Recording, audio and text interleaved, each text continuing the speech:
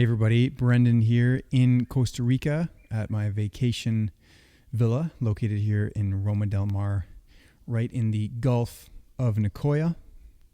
There's my trusty sidekick Simba. Hi Simba. So today we're going to be talking about my sacred mushroom journey that I took part in a few days after my 5-day water fast, again here in Costa Rica. For those that are interested or are compelled to learn more, this video is going to be all about spirituality and my experience with my mushroom journey and some past experiences as well. And this video will also serve as an educational piece for people who are interested and want to learn more and are maybe thinking about going on their own journey. So, a little bit of a backstory, just a little bit, because a lot of people already know my mushroom experiences. I've been doing them on purpose once a year, every New Year's Eve for the last several years. And each time I set forth to embark on my sacred mushroom journey, I write my intentions. I have goals in mind. I have questions in mind. And I'm really setting forth the tone and the pace and the direction that I want to go forward in the mushroom journey and really extract as much that I can extract. And then obviously decipher afterwards and sort of retranslate and try to put vision into words. And it's very, very difficult for those that have gone on their own mushroom journeys and tried to explain it to others who have not. It's very difficult just because I don't think the human brain in this current state of consciousness is quite ready and able to visualize, experience, and then decipher and then sort of translate. But we're trying. And there's a lot of individuals who are having incredible conversations here online and previous older, much older videos. And there's definitely a new state of consciousness among some individuals. And I am one of them. I'm trying to elevate my level of consciousness, my vibration, my awareness, my disassociation and detachment from, I call it the TikTok. I don't actually call it the TikTok. One of my favorite authors, Stuart Wilde, he calls it the TikTok. And that's just like the everyday, mundane rat race.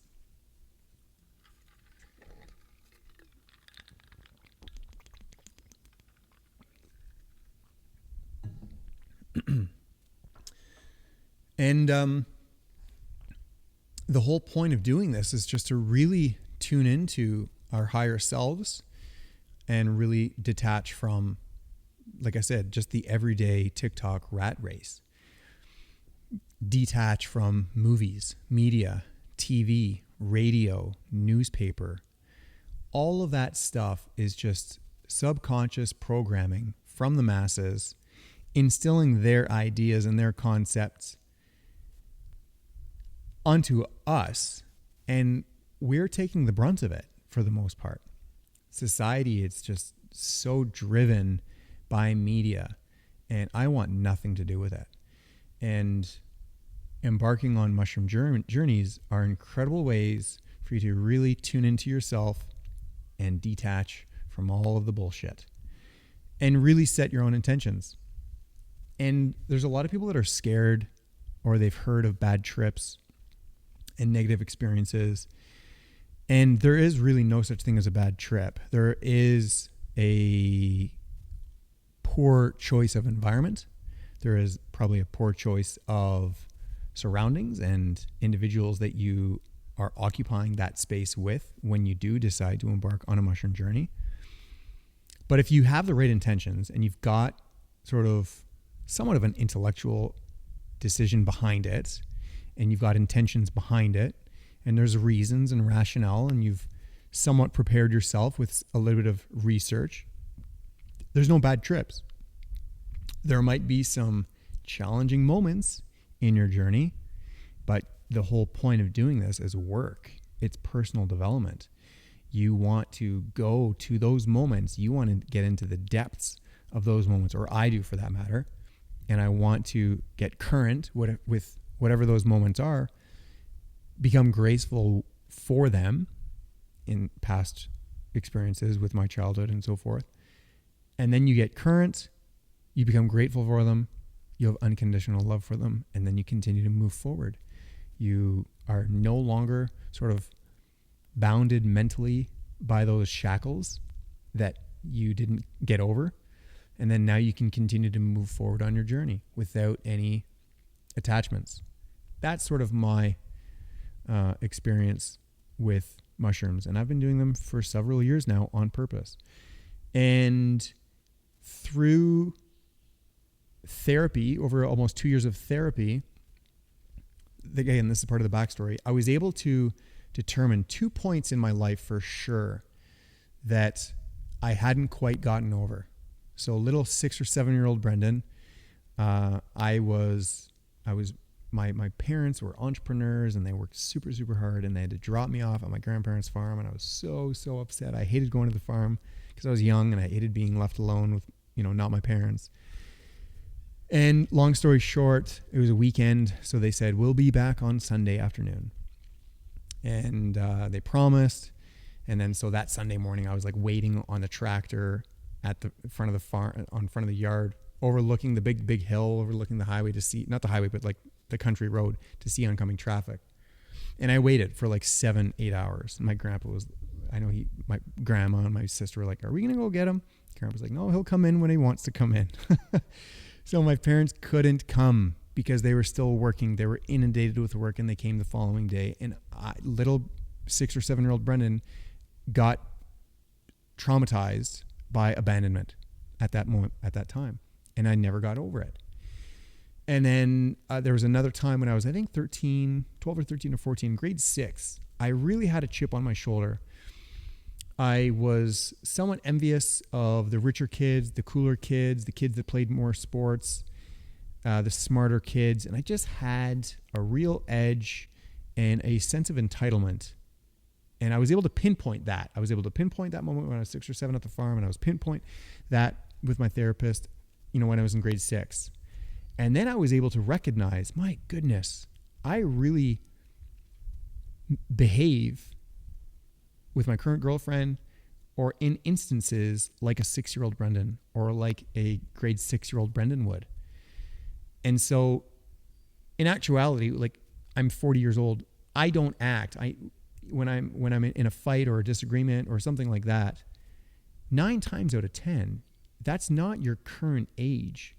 That's an age long ago, when you were young and you didn't get over a certain instance. And then currently you have sort of an episode and you act out like that age. Again, this is all in my experience. So with therapy, I was able to pinpoint those 2 moments, and then I was like, okay, I know those moments now. Now I want to go into a mushroom journey, get really current and present, and I want to cry, and I want to get over it. I felt as though that I needed to cry one last time, and I felt as though that I needed to be hugged one last time. Like a little boy wanted to be hugged by his mom. I felt that I needed that one more time, and then I could man up. I could be a man and have real responsibilities, and no longer make myself excuses or lean on other things or other people for excuses, subconsciously or consciously. I knew that was holding me back. And so I chose to seek out a facilitator. I'm not going to mention his name just for his own safety, because again, like, mushroom ceremonies are still sort of in the gray, right? They're not legal, but they're not illegal. So if you're interested, you can certainly reach out and I'll figure out exactly who you are. And if I trust you, then I'll introduce you to that individual. But anyways, I sought him out, and it was the most incredible ceremony I've ever gone through in my life. It was guided, and we set our intentions, and there's a workbook, and I told him about those moments that I knew that I wanted to get present, and I told him that I wanted to be hugged one last time. And it wasn't even necessarily a physical, but it was certainly an energetic and an emotional feeling that I was longing to be hugged one more time. It was just so important for me. And so I did the mushroom journey, and it was incredible. At 2 different instances during this journey, I wept. Like I cried, like I howled like a newborn baby almost. I didn't know that was possible. And that was a release, that I was finally able to release and let go. And then all of a sudden, boom, done. I wasn't crying anymore. And then you continue on in the journey, and there's sound, and there's incense, and there's energetic work, and he's got like fans and chanting and mantras and repeating the affirmations that I set forward with. And my affirmations that I wanted to set forward and really emphasize and grasp and own were: I am masculine and empathetic. I love and appreciate myself for who I am. And the third one was: I live congruent with my highest values and my dreams. And literally in that journey, in that particular journey, my most recent, like the second last one, I was just being catapulted into the universe, into the solar system, into the galaxies. And I felt and I saw all of these traits of masculinity, but on a universal scale. And then I realized, I'm like, oh my God, I am masculine because I'm a part of this universe. I'm a part of this whole fabric of consciousness and creation. Therefore, if all of this is masculine, so am I. And I'm empathetic. And it was the most amazing experience ever. So I highly recommend that. Now, fast forward into my most recent experience. Here, this is where we are now. Same sort of thing. I wanted to set my intentions, and I did. And it's very difficult to try to explain without visuals, but I'm going to try my best. So this is how I set the mood. I made sure that the whole villa was nice and clean, and I had my sage and my cedar. I had my incense, and I blessed the whole place, cleared out all the energy. I made a long 5-hour playlist on Spotify with a lot of strategic sounds and songs to allow me to go on a journey. Now, I've done this before, and I used to be a dancer, an exotic dancer. I know how to really bring an audience into a journey with music. So my own experience, my journey with music, I was able to go nice and soft. I was able to kind of like tiptoe into the experience, into the high. And then I was able to kind of like catapult myself into, here we go. It's happening. I'm going in deep.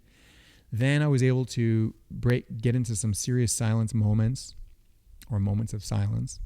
And then I was able to go deep with a couple uncomfortable, like just not so much challenging songs, but like deep songs with good vibration and lower tones. And I was able to, like, for the first 3 hours, it was work. This journey was work. I was really able to look at and visualize on a cellular and atomic level how we are created and how we function. And that I was able to correlate us, human beings, on a cellular level and an atomic level, and then on a level within our DNA at a universal level at how everything else is created. And further and further and further I went into the visuals of creation, the more I realized that I, in fact, am the creator, and I am the brains and the conscious and the know-how to create all of this. And with that knowledge, it gives you a sense of security and confidence and wow, that if I'm the creator, all of this is a product of me. And if that's the case, I've created life and I've created death and I've created the universe and I've created all of this. And this is for me, for my human existence. And it it allows you to take a step back and you're like, my goodness. But then it allows you to further go into inspection of self and consciousness and to get so deep. And those 3 hours, it was work, because almost like every realization that you have, you get to a moment where you're like, okay, I get it. And then you stay at that moment for a little bit, and then all of a sudden, slingshot again deeper into more investigation of self. Now, some journeys can be very, very sort of wild and colorful and emotional and laughter, sometimes tears of gratitude or joy or tears of sadness. This particular journey, I'm so current right now. I don't have any past trauma. I've already done the work. I really am living in the moment. And that's amazing, because ever since these journeys and my most recent one with the facilitator, I literally wake up every single morning as if it's a brand new day, and I have zero recollection of yesterday. Nothing's holding me back. Nothing's bothering me. I am literally the creator every single day. And what an incredible feeling that is, because I have the choice to do whatever I want. Of course, I got to work, but at the same time, I'm doing that because I'm choosing to. It's really, really incredible. And I think that the more things hold you back, the less you can live in the moment, because you're living in the past. So a mushroom journey will allow you to get current from past experiences if you really want to do the work. And some of these sometimes it can be perceived as uncomfortable. And there's a lot of people like, oh, I'm so scared of doing it. I don't want to do it, blah, blah, blah. It's like, okay, well then don't do it. But don't keep on saying that you want to do it, because it's work. And there's a small percentage of people that really want to do personal development. A lot of people talk about it. A lot of people talk about being spiritual and awake and all that stuff. Meanwhile, they're just scratching the surface. They're still buying shit. They're still going out and entertaining themselves. They're still participating in the mass society of things, where if you really, really start to get in tune with yourself, with the aid, in my opinion, of periodically journeying with some psychedelic mushrooms, you realize all that stuff is just so mundane and so rudimentary and just so bullshit. And I'm so grateful and glad that I no longer find or I'm attracted to any of those types of things, because they're just a distraction. They mean absolutely nothing. But what does mean a lot is self-awareness, my mom, my work, my vision, my mission, and helping others, and really, really helping, really helping, and practicing this. This to me is just all practice. It's just continuously practicing and experimenting. So let's see if I can go deeper into this journey. So the first 3 hours, very, very difficult, a lot of work. In terms of visuals, I would say it's just so hard, but every time I journey, it's like I'm going into outer space. Oh, that's one thing. I realized when I went for a walk first, I got to walk because I'm in Costa Rica. I'm literally in the jungle. I was able to look around and take a step back and look and be like, okay, I'm actually on this utopia of a planet floating in the universe with the most perfect environment to sustain life. And here I am, floating in space. I call this a time machine. I think that Earth, our solar system, if we have one, I think we are on a time machine, just driving through space in time. And I think this particular moment, I am on this planet, wow, just being like this is this is perfect. this is actually God's perfection. And here I am. I get to experience it. Interestingly enough, it is rainy season here in Costa Rica. Every day it rains. It's quite cloudy at times, and it's always stormy at night. So far, the first night that I did mushrooms, I decided, obviously I chose that night, and it was the perfect crystal clear night. Not a cloud was in the sky. And I looked up and I was like, oh my God, I've never seen so much bright stars. And I used to live in Jamaica. I lived in Cayman Islands. The stars there were incredible. But this was the first time that I really got to see the universe and how it was created. And the stars were so close. And it looked like it was two different ways. The stars at one point looked as though, if you think of honeycomb, like, is it octagons? Five lines, right? Or is that eights? 1, 2, 3, 4, 5, 6, 7, 8. Kind of like 8 and 5.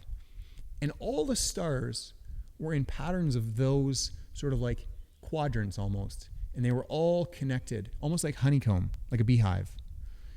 And every star from there to there was connected, meaning everything's connected. I'm connected. And it was just so incredible, so beautiful. And then as I'm laying down, and I went up just a couple times, I'm seeing this lightning storm rolling in, but it was so far, like clear skies, lightning, and it was just such a beautiful, beautiful moment. And then I decided to, after like the 3.5 hours of work, I was just in my bed, closed eyes, listening to the soundtrack and just going in this experimental. Here's another thing that I realized. I realized that because since I am the creator, and if I am God and I'm consciousness, that the only way for me to sort of die and then go to the next part of creation and journey is literally like my brain has to die because I created it. And every trip, every journey that I've had, there's moments where it's like, okay, so what created what? Was it the brain that created this whole thing? Or was it my consciousness that created the brain, which then created this experience, which then really puts you in a twist and in a perpetual state of thinking like, okay, well, how do I get out of this? Like, do I have to kill myself? Am I going to die? And many, many times I experienced my own death in these journeys every time. And a lot of people might think that's scary. I'm like, oh my God, like that's so scary. But no, like I can't wait to die because I feel as though when we lose all of our human senses, right? Sight, touch, hear, taste, smell. When we lose all of those senses, I think that's when we really wake up. And then that's when we get back to the state of consciousness and creation. And going to that state where I felt as though that I was connected back to consciousness, back to creation, it's just such an interesting feeling because it's like, okay, well, so this is what it feels like when I die. Like, this is what it is. Or this is what it's going to feel like when I am going to die. When is it going to happen? Like every time you think that you're going to die, but I don't. And then I wake up and it's like, wow, okay, here I am. I'm still in this. And, you know, I've still got so much time left. Still have so much work to do. So that was that. And then a lot of work, very, very uncomfortable moments at times, just a ton of work. The brain is just uploading so much information. And like I said, I went outside, looked at the stars, looked at the horizon, looked at the ocean, went in the pool, and just was still. Complete silence. And I was just floating there as if I was floating in the universe, just still. Quiet. And when you are able to get in that type of a state where it's just complete silence. You don't even hear yourself. You're just being. You're existing, and you're part of it. And when you realize that you're part of everything, there's nothing to fear, nothing to gain, nothing to lose, because you are it. You are everything. And so I think that was a pretty profound moment, kind of a reassuring realization, because I've done this before. So yeah, it's pretty good. It wasn't as insane as some of my other journeys, but I've done these before with different intentions and so forth. And with a lot of experience, it's just like it's different now. And a lot of people will do mushroom ceremonies quite often, and they use it as a crutch. And I don't think that's a wise idea. It's work. And there's also a significant time frame afterwards where you're still reabsorbing, revisiting, trying to translate all of those visions and moments and experiences and try to decipher everything. And it takes time. So all in all, it was a wonderful experience. I'm so glad that I chose to do it here in Costa Rica at the villa, all by myself, with Simba, of course. It was great. Very, very happy that I did it. And am I going to do it again? Well, yeah, probably at some point, but definitely at least a year from now. Interestingly enough, the last ceremony that I did was last June, and the time before that was January, and I always did the January New Year's Eve. So I'm good. I'm very, very good. Very, very, very good. Very content. So I think in closing, if this is something that interests you, and this is your first experience to it, what you need to do now is just start looking at other YouTube videos. Start reading about it. Start asking questions about other people's experiences if you know anyone. It is not taboo. It is not dangerous. In the 60s, Nixon put a war on drugs, and that's when they classified psychedelics as like type 1 or type 2 or something like that, like very, very illegal. And there was this huge campaign saying that you're going to lose your mind and you're going to go insane, and it couldn't be further from the truth. The point of the matter is mushrooms, when respected and used as a tool, it can really help heal. And I'm going to use the word heal. It can really help heal your traumas and anxieties and depressions and PTSDs and addictions. If you do it with the right intentions, if you do it in the right surroundings. If you're scared to doing it on your own, do it with a friend, but do it like at a cottage. Do it in a very safe and secure and peaceful environment. If you want to do it in your home, do it. Clean your whole place. Do the laundry. Clean the floors. Make your bed. Right? Clean everything. And then just go into the journey on your own by yourself. Just close your eyes. The best is to do it introspection, right? You want to go within. You don't need the external factors. It's all from within. So this, I recommend it, especially if you're scared, if you're depressed, or if you've got some issues, and maybe if you've been able to pinpoint some moments in your past that you'd like to get to surface and get current with. I strongly think a sacred mushroom journey would be advantageous for you. Now, let's talk about doses really quick. My first journey that I ever went on, I think I probably did about 1.75 grams, give or take. The second one, probably just around 2 point something grams. The third journey, I think I probably did around 3. The next one, probably around 4. The next one, probably like 4.5. And then since then, I've just done hero journeys, which is 5 grams. And it's good. It's a lot of work. It's work. And I highly recommend it. I'm very blessed that I've been able to do this many, many times. In fact, I even got my mom to do one last summer, and I even co-facilitated the journey with 8 other of my close friends, and I even facilitated another one since then. I am in no shape. I'm not practiced as a facilitator. I know I can do it for myself, and I could probably do it for a couple of friends, but it's a lot of work. But if you really, really, really want to do this properly, I would recommend you seek out a facilitator.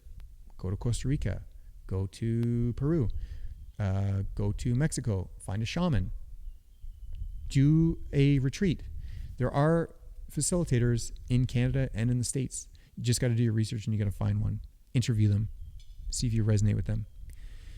And yeah, that's it. It's a lot of work. I highly recommend it. It's wonderful. And then when you do it, you really elevate your level of consciousness, your awareness. You start to attract people that have also done it. And you start to sort of detach yourself from other individuals that no longer serve you. And that's a wonderful thing. It's like shedding off baggage, and you just continue to elevate and become a wiser and happier and more present person. So with all that being said, I hope you enjoyed it. There will not be a lot of conversations on my YouTube channel about psychedelics. Who knows?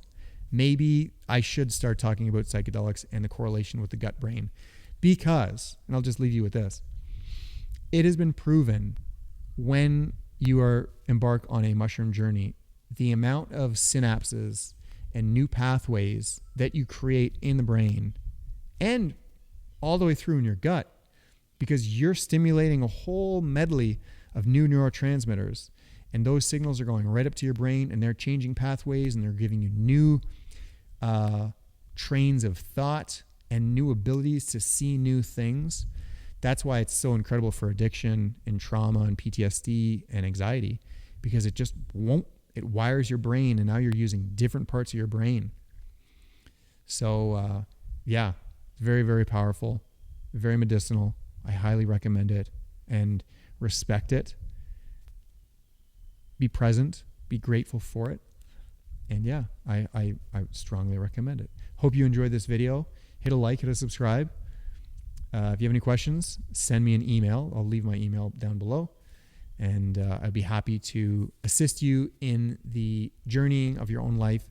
And if you want to find a facilitator, I do know one, and I would highly recommend it, but I want to make sure that it's a fit for him and you as well. So all that being said, thanks so much.